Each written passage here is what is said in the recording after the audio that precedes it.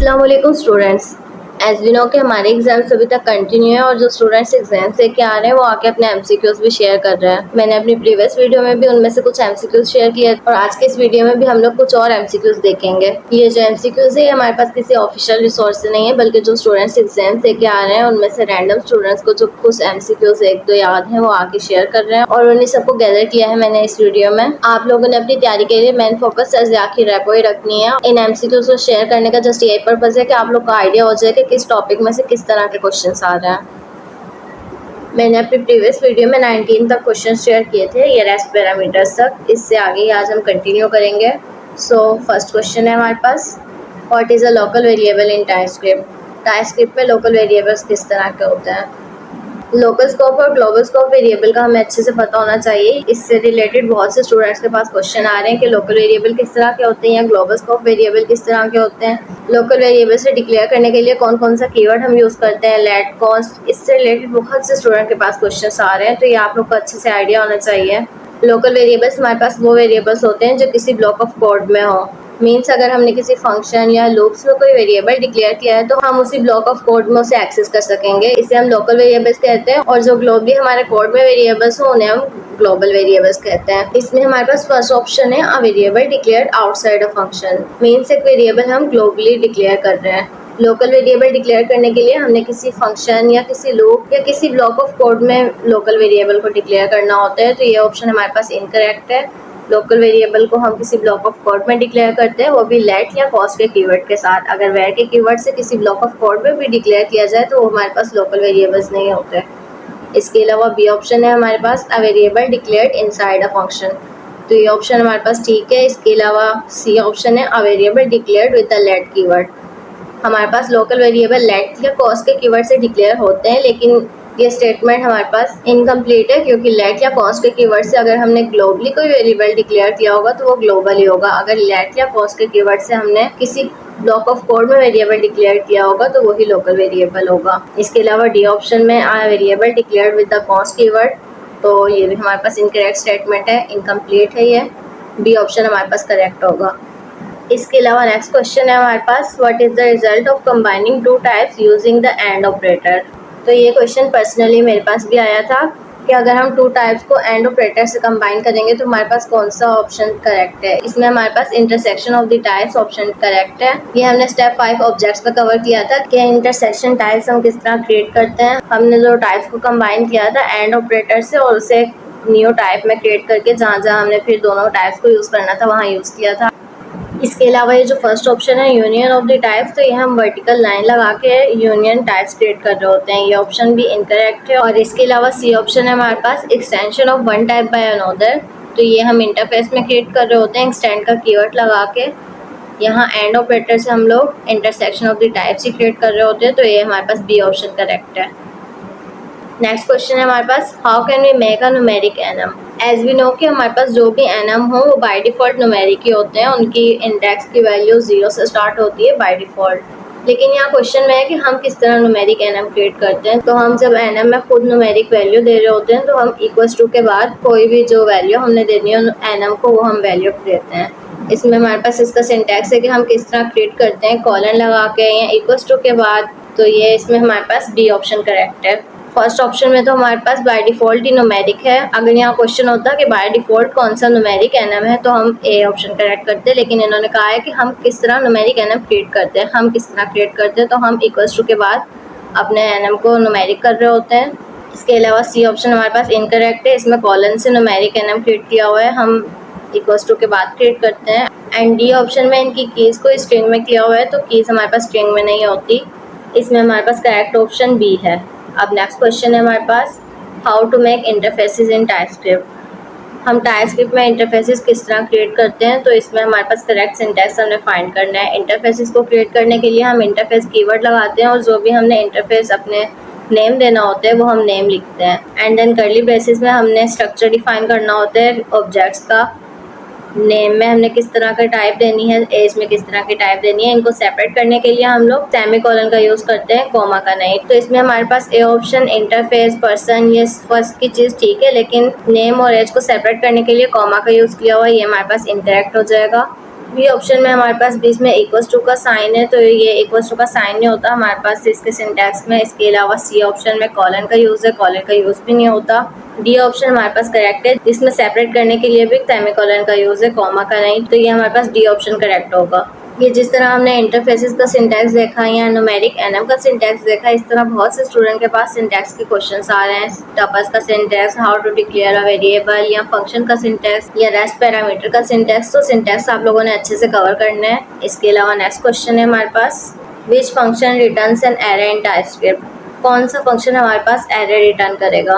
तो इसमें हमारे पास ए ऑप्शन है, अ function with the array type, B a function with the number type, C a function with the string type, and D a function with boolean type। इसमें हमारे पास correct option होगा A, a function with array type ही return करते हैं array. हम function में जो भी रिटर्न टाइप देंगे वही फंक्शन हमारा रिटर्न करेगा, तो हमने अगर एरे टाइप दी है तो वही फंक्शन एरे रिटर्न करेगा। इसके अलावा नेक्स्ट क्वेश्चन है, what is the result of type of none in TypeScript.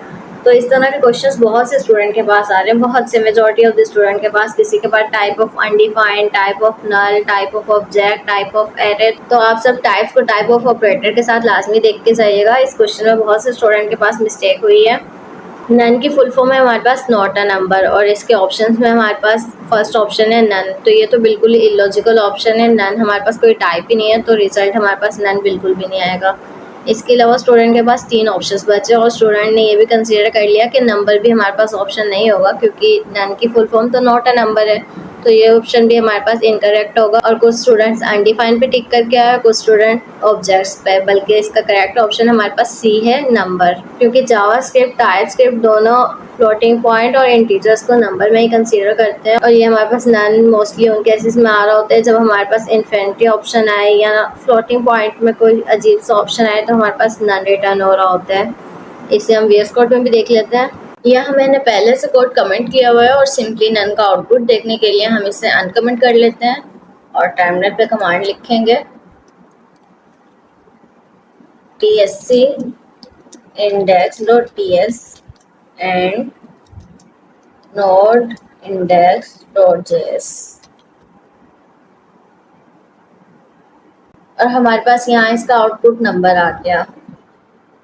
अब समझने की बात यह है कि नन हमारे पास नंबर ही क्यों रिटर्न कर रहा होता है। नन की फुल फॉर्म तो नोट अ नंबर है, लेकिन इस पे अगर हम टाइप ऑफ ऑपरेटर लगाएं तो हमारे पास नंबर रिटर्न हो रहा होता है। नन हमारे पास उन केसेस में आ रहा होता है जब हमने कोई ऐसा मैथमेटिकल ऑपरेशन परफॉर्म करवाना हो जिसका आंसर या तो इन्फिनिटी हो या एरर हो, या अगर हम स्ट्रिंग एंड नंबर के बीच में कोई ऑपरेशन परफॉर्म करवा रहे हो तो इसका आउटपुट हमारे पास नन आ रहा होता है। अब जैसा कि हमें पता है कि जावास्क्रिप्ट में कोई अगर फ्लोटिंग पॉइंट हो या इंटीजर हो तो उसका टाइप ऑफ हमें नंबर ही मिल रही होती है। इसी तरह नन भी हमारे पास मैथमेटिकल ऑपरेशन से ही आ रहा होता है, तो इसकी टाइप हमें नंबर ही मिल रही होती है।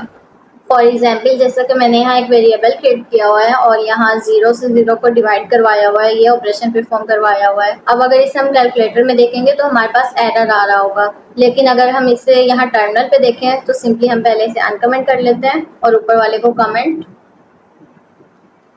और सिंपली टर्मिनल पे हम अप की प्रेस करेंगे तो हमारे पास इसका आउटपुट नन आ गया। जैसे कि अभी मैंने बताया कि मैथमेटिकल ऑपरेशन में अगर एरर आंसर हो तो कोडिंग में, टाइपस्क्रिप्ट में या जावास्क्रिप्ट में हमारे पास इसका नन आउटपुट आ रहा होता है। अब इसी वेरिएबल की अगर हम टाइप ऑफ देखें, सिंपली टाइप ऑफ को मैं अनकमेंट कर लेती हूँ और इसका टर्मिनल पे आउटपुट देखने के लिए अप की यूज करेंगे और हमारे पास इसकी टाइप नंबर आ गई।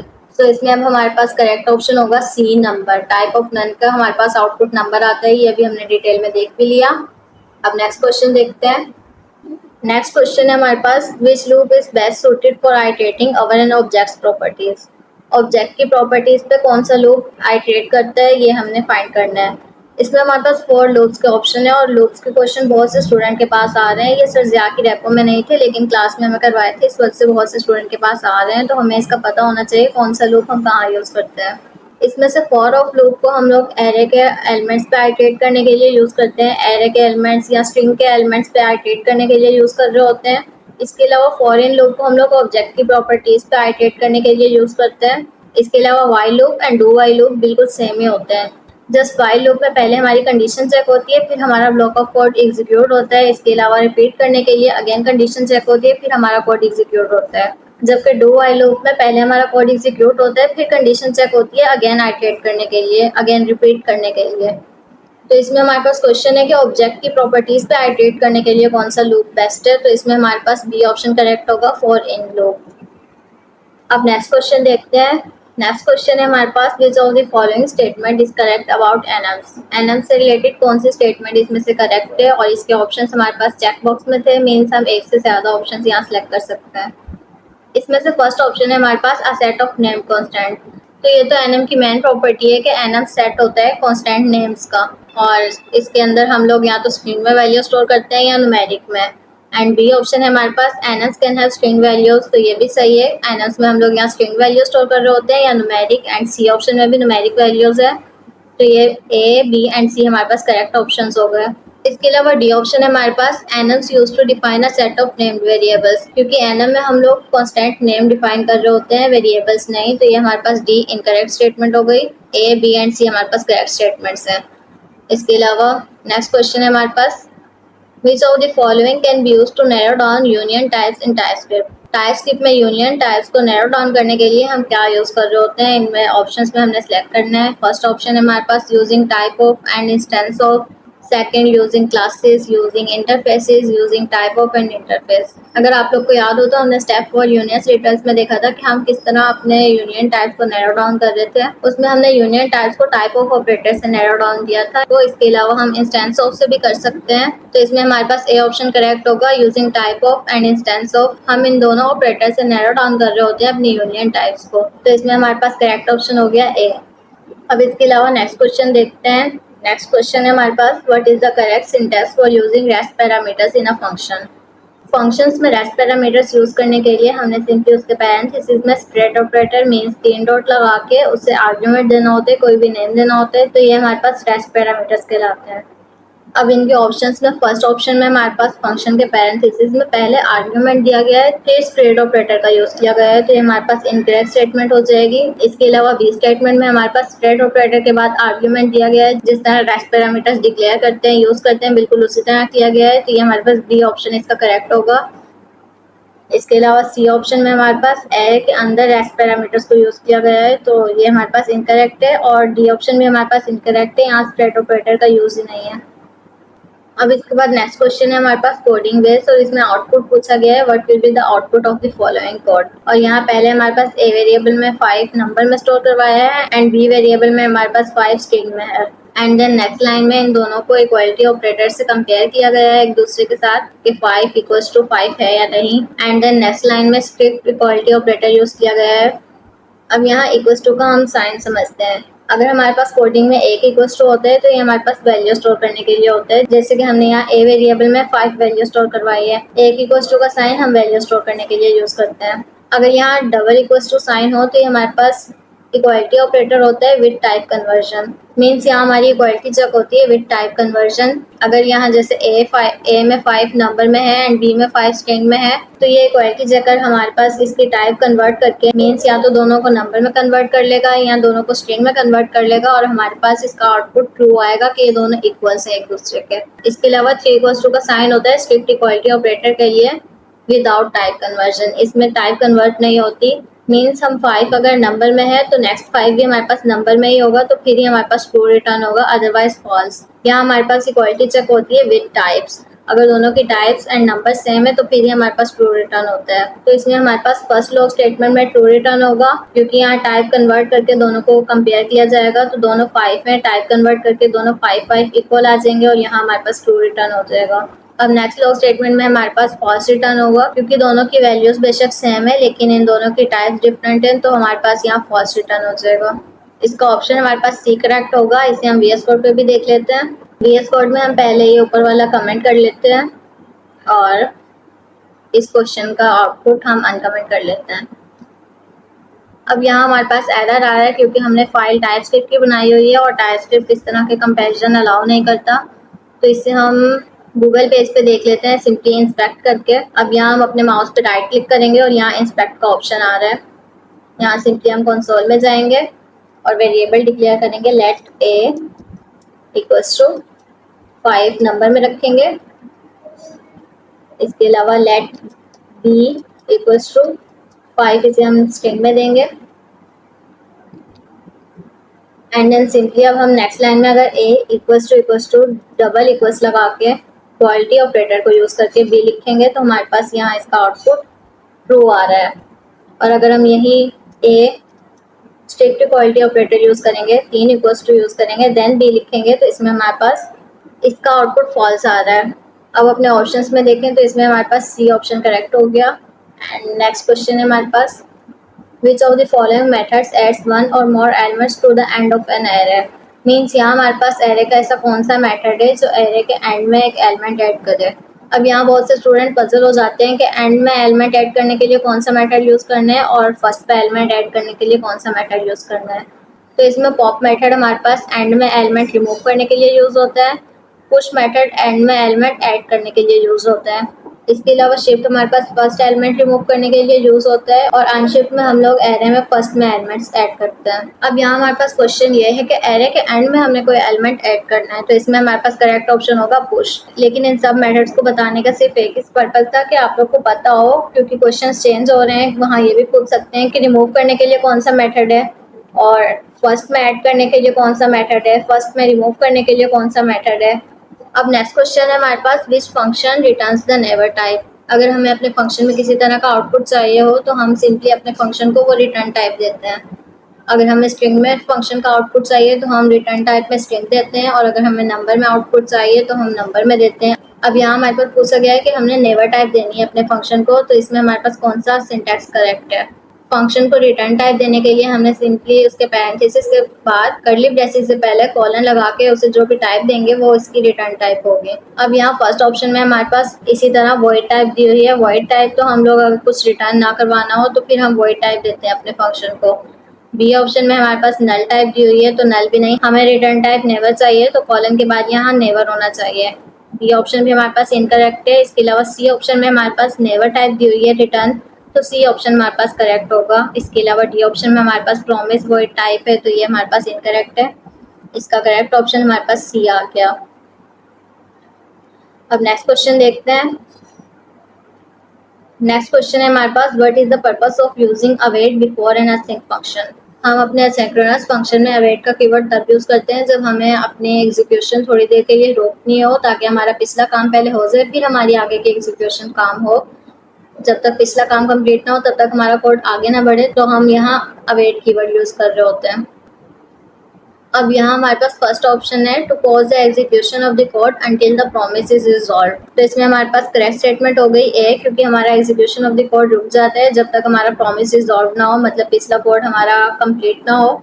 एंड बी ऑप्शन है हमारे पास to skip the execution of the code and move into the next line. तो ये तो बिल्कुल इररेलेवेंट है। अगर यही स्किप करना होता हमने अपने कोड को तो हम कोड ही ना लिखते, अवेट का कीवर्ड यूज करने का हमें क्या फायदा। सी ऑप्शन है हमारे पास to throw an error if the promise is rejected. तो ये हमारे पास इसका केस बिल्कुल नहीं है, अवेट का कीवर्ड हम इस वजह से यूज नहीं कर रहे होते हैं। एंड डी ऑप्शन है हमारे पास to return the value of the promise immediately. तो ये भी हमारे पास इनकरेक्ट स्टेटमेंट है, इसमें हमारे पास ए ऑप्शन करेक्ट हो जाएगा। इसके अलावा नेक्स्ट क्वेश्चन है हमारे पास What is the result of using the logical AND operator with two expressions? अब यहाँ ये जो हमारे पास दो एंड है इसे हम लॉजिकल एंड ऑपरेटर कह रहे होते हैं। और यहाँ क्वेश्चन है हमारे पास कि अगर हम लॉजिकल एंड ऑपरेटर को यूज करेंगे विद टू एक्सप्रेशन तो हमारे पास क्या रिजल्ट आएगा। लॉजिकल एंड ऑपरेटर को हम लोग टू एक्सप्रेशन से कंपेयर करने के लिए यूज करते हैं। अगर दोनों एक्सप्रेशन हमारे पास ट्रू आती हैं तो हमारे पास इसका आंसर भी ट्रू होता है। मीन्स यहाँ हमारे पास ये चेक होता है कि दोनों स्टेटमेंट हमारे पास ट्रू होनी चाहिए। अगर इनमें से एक भी फॉल्स होगी तो हमारे पास फॉल्स रिटर्न होता है। इसके अलावा इसी की तरह एक और ऑपरेटर होता है हमारे पास लॉजिकल और ऑपरेटर, वो हमारे पास वर्टिकल लाइन या पाइपलाइन से क्रिएट होता है। उससे रिलेटेड भी बहुत से स्टूडेंट के पास क्वेश्चंस आए थे। लॉजिकल और ऑपरेटर भी हमारे पास बिल्कुल इसी एंड ऑपरेटर की तरह होता है, लेकिन उसमें ये होता है कि अगर एक एक्सप्रेशन भी ट्रू हो जाएगी तो वो हमारे पास ट्रू रिटर्न करता है।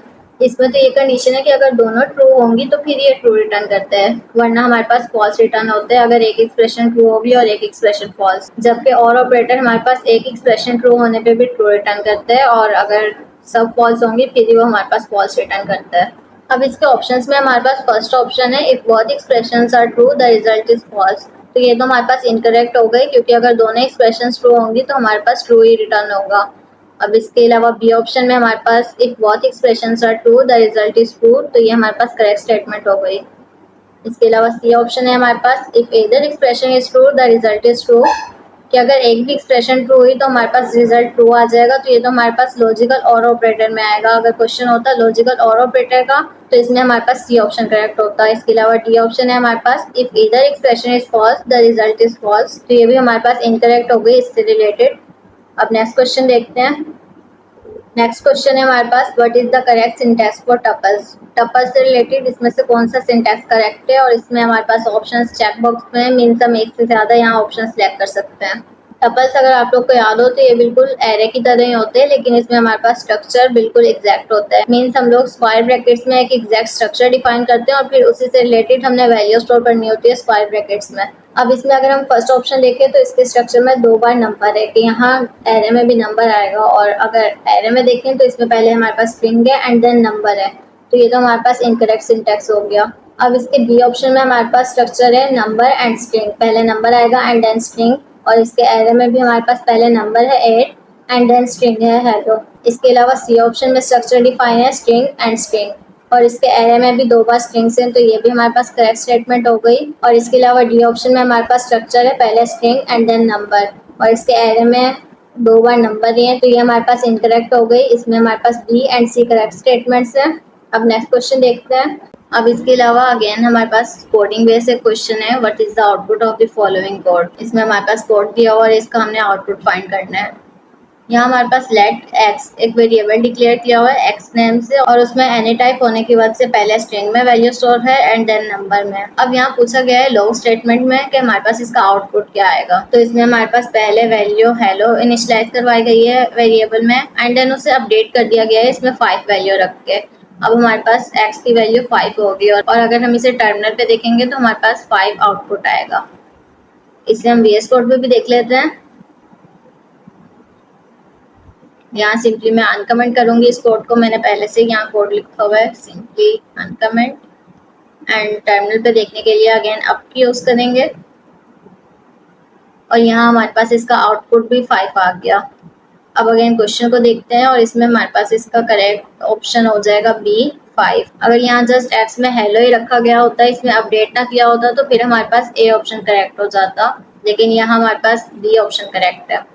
अब नेक्स्ट क्वेश्चन देखते हैं। नेक्स्ट क्वेश्चन है हमारे पास what is the correct way to assert type of a value using the as keyword. Means हम असर्शन किस तरह कर सकते हैं एस कीवर्ड के साथ। अगर आप लोग को याद हो तो हमने ये स्टेप 1 या स्टेप 2 में देखा था कि हम असर्ट कर रहे होते थे अपनी टाइप को। जब हमें अपनी टाइप का ज्यादा पता होता था, टाइप को नहीं पता होता था, तो हम असर्शन किस तरह कर रहे होते। असर्शन के लिए या तो हम एस कीवर्ड यूज करते हैं या एंगल ब्रैकेट, और इसमें हमारे पास करेक्ट वे देखना है हमने एस कीवर्ड के साथ। टाइप को असर्ट करने के लिए हम पहले अपने प्रीवियस वेरिएबल का नेम लिखते हैं कि इस वेरिएबल में हमने टाइप असर्ट करनी है, पहले उस वेरिएबल का name and then as keyword लगा के जो हमने टाइप उसे असर्ट करनी होती है, जो टाइप उसे देनी होती है, वो हम टाइप लिखते हैं। तो इसमें हमारे पास करेक्ट स्टेटमेंट हो जाएगी बी। इसके अलावा सी ऑप्शन में भी हमारे पास करेक्ट वे ही है असर्ट करने का, लेकिन ये एंगल ब्रैकेट से है। एंगल ब्रैकेट से करने के लिए हम सिंपल एंगल ब्रैकेट का यूज करके उसमें टाइप लिखते हैं एंड देन अपने प्रीवियस वेरिएबल का नेम लिखते हैं। इसके अलावा ए एंड डी हमारे पास इनकरेक्ट ऑप्शंस हैं, इसमें हमारे पास करेक्ट ऑप्शन हो गया बी। और नेक्स्ट क्वेश्चन की तरफ चलते हैं। व्हाट डज जावास्क्रिप्ट और टाइपस्क्रिप्ट होस्टिंग डू। होस्टिंग से क्या होता है जावास्क्रिप्ट या टाइपस्क्रिप्ट में, और इसमें हमारे पास ऑप्शन चेक बॉक्स में है, मीन्स हम एक से ज्यादा ऑप्शन सेलेक्ट कर सकते हैं। अब यहाँ हमें होस्टिंग का कॉन्सेप्ट पता होना चाहिए कि होस्टिंग क्या होती है। तो होस्टिंग को अगर हम सिंपल देखें तो होस्टिंग की वजह से वेरिएबल्स एंड फंक्शन की डिक्लेरेशन टॉप पे मूव हो जाती है। फंक्शन में डिक्लेरेशन के साथ साथ इनिशियलाइजेशन भी टॉप पे मूव होती है, जबकि वेरिएबल की इनिशियलाइजेशन टॉप पे मूव नहीं होती। होस्टिंग को डिटेल में मैंने अपनी एक वीडियो में कवर किया हुआ है, आई गेस वेरिएबल्स की वीडियो में, आप लोग इसे अच्छे से देखिएगा। इसके अलावा इससे रिलेटेड एक और कॉन्सेप्ट होता है टेम्परल डेड जोन, ये भी एक इम्पोर्टेंट कॉन्सेप्ट है, इस पे भी एमसीक्यूज आ सकते हैं। अब यहाँ इसके ऑप्शंस में देखें तो ए ऑप्शन है हमारे पास move variables declaration to the top, तो ये भी हमारे पास करेक्ट ऑप्शन हो गया। इसके अलावा बी ऑप्शन है हमारे पास move functions declaration to the top, ये भी हमारे पास करेक्ट ऑप्शन हो गया। इसमें ए एंड बी हमारे पास सब करेक्ट हो गए। सी ऑप्शन है हमारे पास move object declaration to the top, तो ये हमारे पास ऑब्जेक्ट डिक्लेरेशन से रिलेटेड कॉन्सेप्ट नहीं है, ये इनकरेक्ट हो गई। इसके अलावा डी ऑप्शन है हमारे पास move variables initialization to the top. तो हमारे पास होस्टिंग में वेरिएबल की इनिशियलाइजेशन टॉप पे मूव नहीं जाती, फंक्शन की इनिशियलाइजेशन जाती है। अगर यहाँ फंक्शन होता तो हमारे पास डी ऑप्शन भी करेक्ट होता, लेकिन यहाँ वेरिएबल है तो हमारे पास just A and B option correct है। अब नेक्स्ट क्वेश्चन देखते हैं। नेक्स्ट क्वेश्चन है हमारे पास which operator is use to check equality without type conversion. तो ये भी हमने कुछ एमसीक्यूज पहले ही कवर किया है जब हम कोडिंग बेस एक एमसीक्यूज देख रहे थे। अगर हमने equality with type conversion check करनी होती है तो उसमें जस्ट हम टू इक्वल्स टू लगाते हैं, और अगर without type conversion type convert ना हो तो ये हम स्ट्रिक्ट इक्वालिटी चेकर तीन इक्वल्स टू वाले ऑप्शंस को सिलेक्ट करते हैं। अब यहाँ हमारे पास check equality without type conversion है तो इसमें हमारे पास बी ऑप्शन ही करेक्ट होगा, विदाउट टाइप कन्वर्जन। अगर यहाँ विद टाइप कन्वर्जन लिखा होता तो हम यहाँ ए ऑप्शन करेक्ट करते हैं। इसके अलावा इनइक्वालिटी के लिए हम एक्सक्लेमेटरी साइन यूज कर रहे होते हैं, और अगर यहाँ इनइक्वालिटी विद टाइप कन्वर्जन होता तो हम यहाँ सी ऑप्शन करेक्ट करते हैं, और इनइक्वालिटी विदाउट टाइप कन्वर्जन होता तो हमारा यहाँ डी ऑप्शन करेक्ट होता। तो अभी के लिए यहाँ check equality without type conversion है तो हमारे पास बी ऑप्शन करेक्ट होगा। ओके, सो आज के लिए जस्ट इतना ही। हमने आज 20 के क्वेश्चंस कवर कर लिए हैं, 19 से 39 तक किए हैं। इसके अलावा नेक्स्ट वीडियो में हम बाकी के क्वेश्चंस कवर करेंगे जो स्टूडेंट्स ने मुझे शेयर किए हुए हैं। और at the end best of luck for your exams and make sure to be connected.